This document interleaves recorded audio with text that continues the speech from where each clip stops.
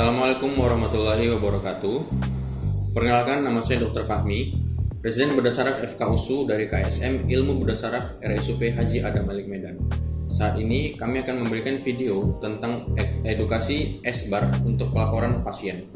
Metode SBAR merupakan metode pelaporan pasien yang terdiri atas 4 komponen, yaitu komponen situation, background, assessment, serta recommendation. Berikut akan kami jabarkan rangkaian dari metode tersebut. Komponen pertama yaitu komponen situation. Pada komponen situation, seorang pelapor akan menyebutkan salam, identitas dari pelapor dan asal ruang perawatan pelapor, identitas dari pasien yang akan dilaporkan, serta alasan untuk melaporkan kondisi pasien, baik secara subjektif maupun secara objektif.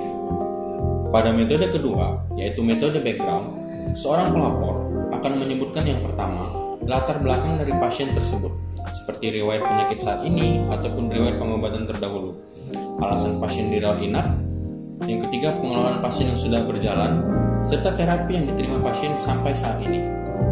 Pada metode ketiga, yaitu metode assessment, seorang pelapor akan menyebutkan penilaian kondisi pasien tersebut yang diperiksa oleh pelapor saat ini, seperti misalkan menggunakan kata-kata, menurut saya, kondisi pasien saat ini mengarah ke arah perburukan. Apa yang akan kita lakukan untuk pasien saat ini? Yang keempat, metode recommendation.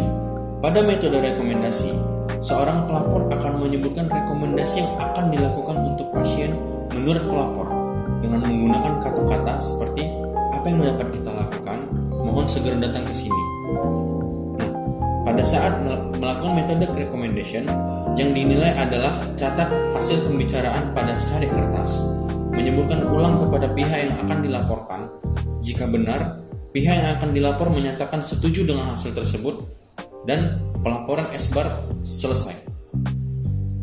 Jika yang melaporkan kondisinya adalah perawat dengan dokter, maka salin hasil pembicaraan di status pasien dengan urutan SBAR, bubuhkan stempel untuk tempat tanda tangan dokter. Dalam waktu 1x24 jam, dokter yang dikonsul harus membubuhkan tanda tangan sebagai bentuk pengesahan instruksi tersebut.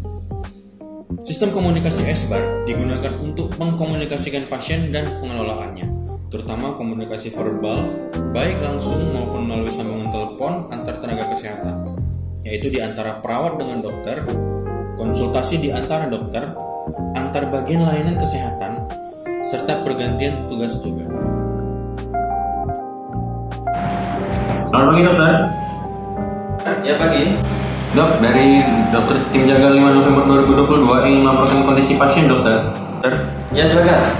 Seorang pasien dok dengan keluhan penurunan kesadaran dokter, dialami pasien 2 jam sebelum masuk rumah sakit.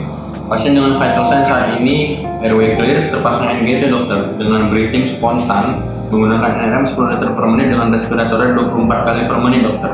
Saturasi pasien saat ini 99%. Dengan sirkulasi pasien tekanan darah 160/100 mm air raksa dok, dengan heart rate 122 kali per menit, suhu dalam batas normal dokter.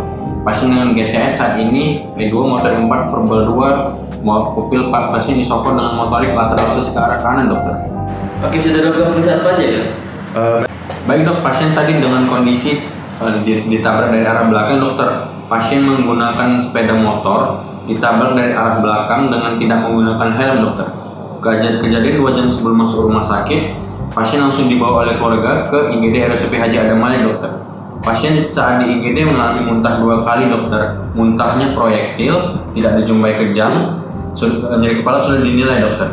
Pasien sudah kita lakukan primary survey dengan pemasangan collar brace dokter, dengan pemasangan NRM 10 liter per menit tadi dokter, dan kita menggunakan double IV line yang menggunakan ringer laktat di loading 20 cc per kilogram berat badan per jam dokter.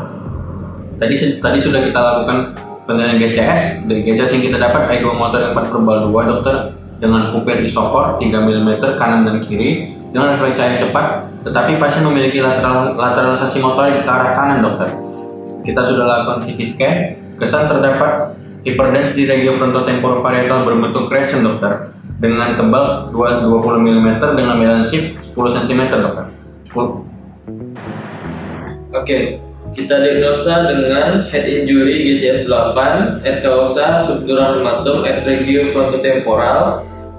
Kita rencanakan untuk head up 30 derajat, kemudian pemasangan double IV line, kita lakukan pemasangan loading manitol 250 cc dan persiapkan pasien untuk tindakan kraniotomi evakuasi SDH. Baik dok, saya akan konfirmasi untuk pasien ini dokter. Pasien dengan diagnosis head injury GCS 8 dengan subdural hematoma di regio frontotemporoparietal.